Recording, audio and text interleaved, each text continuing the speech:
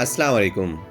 احمد آفیشل یوټیوب چینل او فیسبوک پاڼې ته خیر راغلی دوستانو نن درته په ویزټ ویزو باندې غږیږم چې آیا نوی ویزټ ویزې خلاصې شوي او کنه که خلاصې شوي په اوسني وخت کې د هغې قوانین څه دي او څنګه به وکولی شئ چې تاسو ویزټ ویزه واخلئ نو دغه واړو معلوماتو باندې د ځان خبرونې لپاره ما سره تر اخره پورې پاتې شئ که چیرې هم احمد آفیشل یوټیوب چینل ته نوي وئ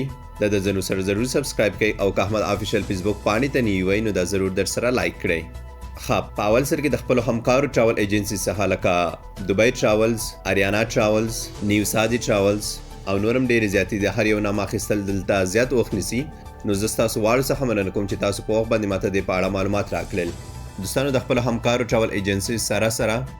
دا خبر په ګلف نیوز کې هم راغلی دی تاسو په سکرین باندې ښکاري چې اوس هر یو نیشنالیټي ته مقصد هر یو ملک ته د دبی ویزټ ویزې خلاصې شوې که څه هم د دبی ویزټ ویزو خلاصول اعلان ډیر مخکې شوی و خو په هغه کې صرف محدود ملکونه و چې هغو ته به ویزټ ویزې ورکوي کېدې یو 2 ورځو لپاره خو افغانستان لپاره هم خلاصې شوي خو بیا بندې شوې خاینه پس په ځینو هغو افغانانو ته ورکوي کېدې چې په نورو ملکونو کې به یا به ایروپ کې وو یا به عربو ملکونو کې وو نو هغو ته به ویزټ ویزې ورکوي کېدې خو اوس هر یو کس کولی شي چې د یو میاشتې او یا د 3 میاشتو د دبی ویزټ ویزه واخلي اوس کم څوک چې د دبی ویزټ ویزه اخلي هغې سره انشورنس هم ورکوي کېږي چې د انشورنس تقریبا 120 او 150 درهم پورې اضافه پیس پرې راځي خو دا لکه د دبی حکومت لخوا لازمه شوي چې هر کس ویزټ ویزه اخلي نو دوی سره به انشورنس یا بیمه ضرور اخلي تر څو که چیرې هم هلته کومې بیمارۍ ښکار شي نو د باندې به هرچه نه راځي څومره هم خرچه چې پرې راځي هغه انشورنس کمپنۍ ورکوي او بل کم کس چې اوس وخت کې ویزټ ویزا واخیسته هغې ته د اپروول ضرورت نشته هغه ډایرکټ کولی شي چې امارات ته لاړ شي خو صرف د کووډ 19 یا کرونا وایرس منفي سرټیفیکیټ ضرورت ورته شته چې هغه ټیسټ به کوي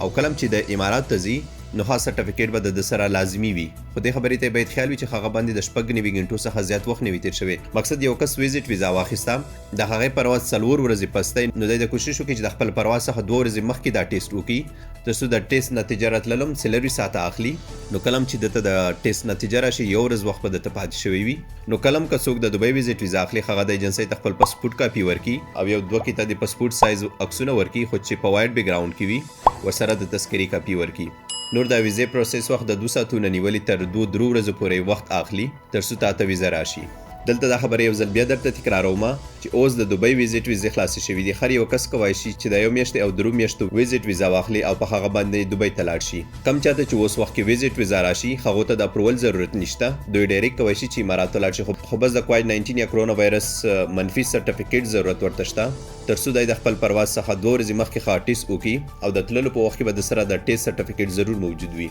خو په یاد مو چې ټیسټ باندې به د شپږ نوي غنټو څخه زیات وخت نه وي تیر شوی نور که کوم څوک غواړي چې د دبی ویزټ ویزا واخلي نو هغه د ټراول ایجنسۍ ته ورشي خپل د پاسپورټ کاپي عکسونه خو چې وایټ بیک ګراوند کې وي ورسره تذکرې کاپي دې ورکړي نو دته به د 2 ساعتونو نیولې تر راتلونکي 2 ورځو پورې د دبی ویزټ ویزا راشي په الله دې وکړي چې دغه معلومات تاسو ته ګټور تمام شي که بیا هم تاسو دې په اړه کومه پوښتنه لرئ نو ماته د واتساپ له لارې میسیج کوئ شئ نور که چیرې هم تاسو احمد آفیشل یوټیوب چینل ته نه وئ نو دا د ځنو سره ضرور سبسکرایب کړئ او که احمد آفیشل فیسبوک پاڼې ته نه وئ نو دا ضرور در سره لایک کړئ بله ده چې دا ویډیو خپل واړو ملګرو سره شریکه کړئ تر څو ستاسو په ذریعه دوی ته دغه معلومات ورسیږي نو په الله سپارم الله پامان